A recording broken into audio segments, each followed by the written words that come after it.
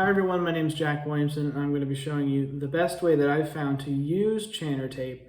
Not necessarily what it's good for, but the best way to apply it actually to the Chanter.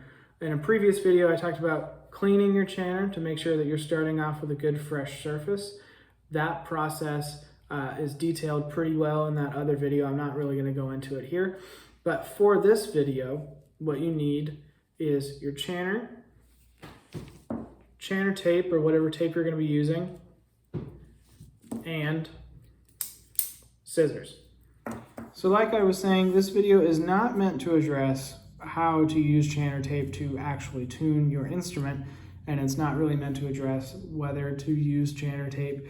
This video is meant to address how to use Chanter tape most effectively. So the tape that I'm using, I bought from the Piper's Dojo University, and this is their super Chanter tape.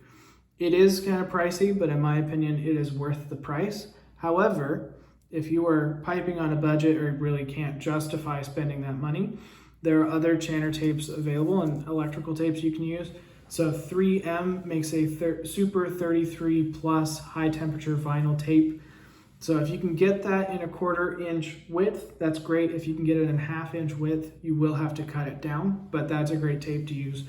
Also, other people have used gaffer's tape and even Gorilla tape. So kind of whatever you want to use, it's going to be the same process. So the way we're actually going to use the tape is, first things first, you want to start with your tape cut at an angle.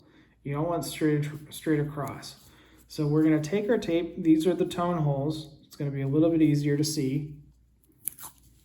And we have our tape, and I'm not actually going to put any of it on the hole, but we're going to anchor it down, and we want to make sure that we're not actually covering up anything with our loose corner. So then we're going to take our tape, we're going to go around the Chanter, trying in this case to cover the tone holes equally, and you can kind of see the impression of the underlying layer. I don't like to layer my tape. I think tape sticks to Chanters better than it does to itself. So we're gonna keep that angle, and we're just gonna cut our loose end. And what this does is it gives us right about 1 centimeter of overlap, which makes it easy to grab, and this corner makes it easy to pick up without tearing the tape when it comes time to move it when you're actually tuning the note. So I'll demonstrate that again on the low A, because the tone holes are just a little bit different. So we're going to anchor it down, double check where the loose end tapes down. We're not covering up any holes. Work our way around the Chanter. Now that we've gone over our first loose end, come in with our scissors and cut it again at a nice clean angle. The other thing that sort of supports this angle is that way there's way less likelihood of the top end covering up the hole. So I'm going to go through and tape the rest of the holes of the Chanter and show you an example of what not to do. So on this Chanter, the high A and the high G holes are very close together. So if we are going to tape the high G, we would put our end on there, just stick our loose end down. And you want to make sure always to check your loose end, because if you're not careful, you cover up the high A hole. Another thing we want to watch out for, getting that loose end out of the way, is we don't let this corner impede the hole. We want really only one layer of tape interacting and covering part of the hole. So I can cut this to length safely, but I will have to adjust it to make sure that we're not covering up part of the high A hole. So that is very easy. We already have it cut to length. We already have our nice angles established. This Chanter, funny enough, usually needs tape on high G, so I feel pretty comfortable in putting some tape on it. And then we come around the back, and we're no covering any of the high A hole. I'm going to tape the high A now. Same process, just the only thing that's different is the hole is on the back.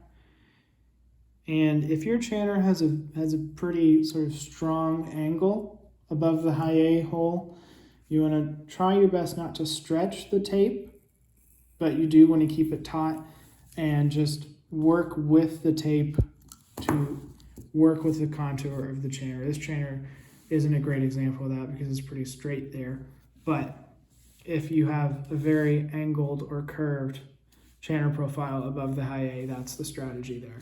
So I've got tape on every hole of the chanter, and your first inclination might be to say that we're done with taping. We're not.